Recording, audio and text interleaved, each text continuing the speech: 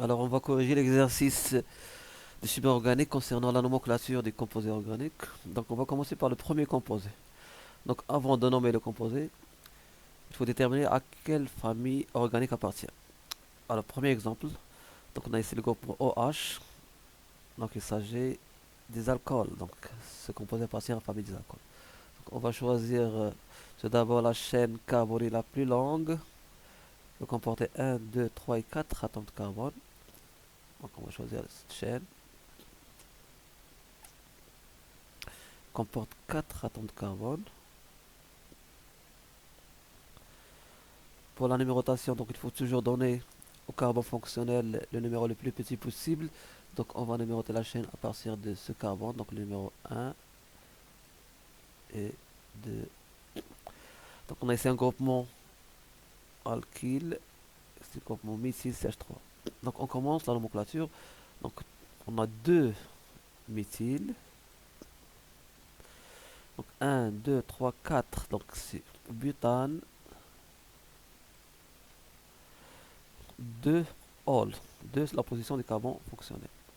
A noter que pour le groupement alkyle, lorsqu'il est au milieu des noms, on n'écrit pas le E final. Donc 2 méthyle avec le L sans E. On écrit le E si le mot se trouve à la fin, si l'alkyle se trouve à la fin des noms. On va voir après un exemple. Donc pour le premier exemple, c'est le 2-méthyl butane de Hall. Le deuxième composé, donc il s'agit d'un acide carboxylique puisqu'il comporte la fonction carboxyle C de liaison OOH. Donc le nom de l'acide carboxylique commence par un acide et se termine par wick. Donc on va choisir tout d'abord la chaîne la plus longue qui est C, donc composée de 3 atomes de carbone. La numérotation toujours, elle donne le numéro 1 au carbone fonctionnel, 1 et 2. Donc le groupement alkyl CH3 en position 2. Donc on commence la nomenclature de ce composé. On commence par acide, 2 méthyle, la position du groupement méthyle, toujours le méthyle sans E, 1, 2, 3, propanoïque, 2 méthyle, propanoïque. Le troisième composé, donc il s'agit d'un ester, donc R c'est OOR'.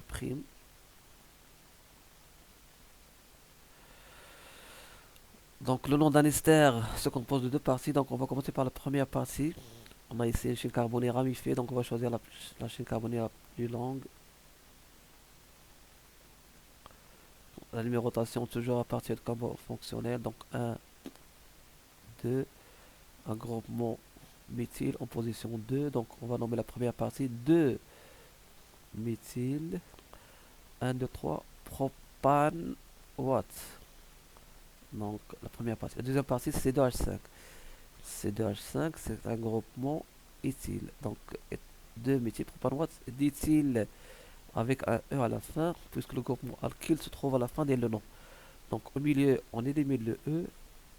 Lorsqu'il est à la fin, on écrit le E.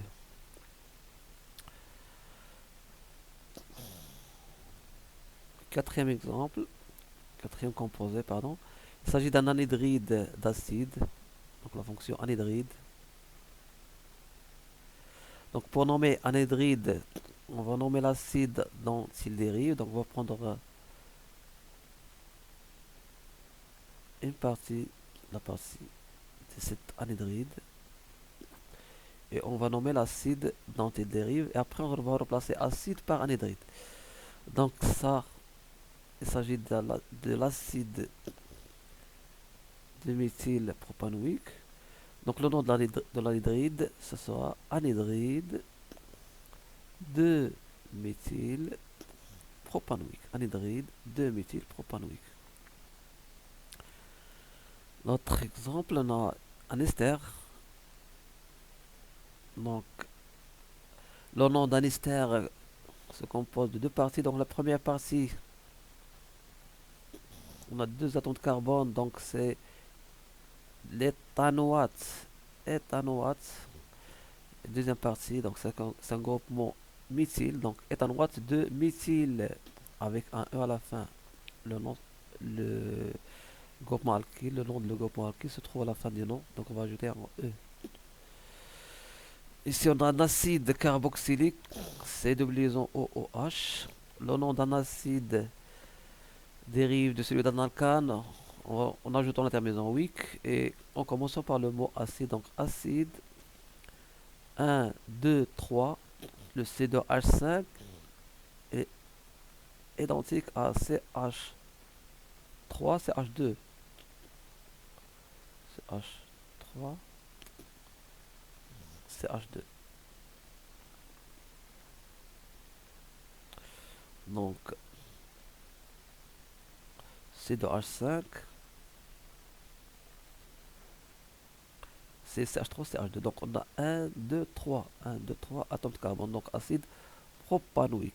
Acide propanoïque. L'autre composé organique, donc il s'agit d'un acide carboxylique.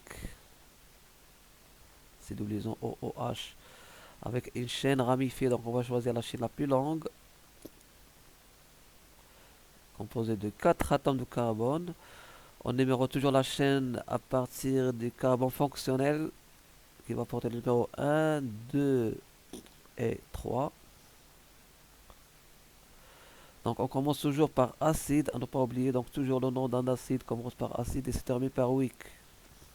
Donc acide 3-méthyle, donc un groupement méthyle en position 3, donc 3-méthyle, 1, 2, 3, 4, butanoïque, butanoïque, acide 3-méthyle, butanoïque. Ici on a un anhydride d'acide, fonction anhydride. Donc on va nommer l'acide dont il dérive cet anhydride. Donc 1, 2, 1, 2 et 3. Donc c'est l'acide propanoïque. Donc le nom de l'anhydride sera anhydride. On passe acide par anhydride. Anhydride propanoïque. On a ici un alcool ramifié. On va choisir la chaîne carbonée la plus longue, composée de 3 atomes de carbone. Numérotation donc 1, 2. Donc la numérotation dans ce cas est la même de gauche à droite ou de la droite vers la gauche. On va choisir de la droite vers la gauche. Avec un groupement méthyle en position 2. Donc 2 méthyle. 2 méthyle.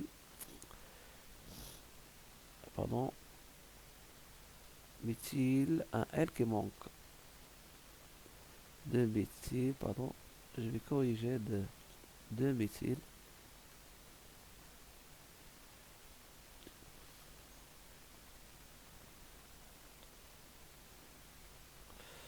Alors.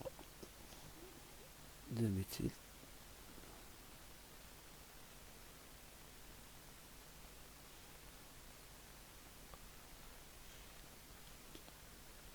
2 méthyle. Propane de Hall. Donc on a erreur. Donc on va oublier. L.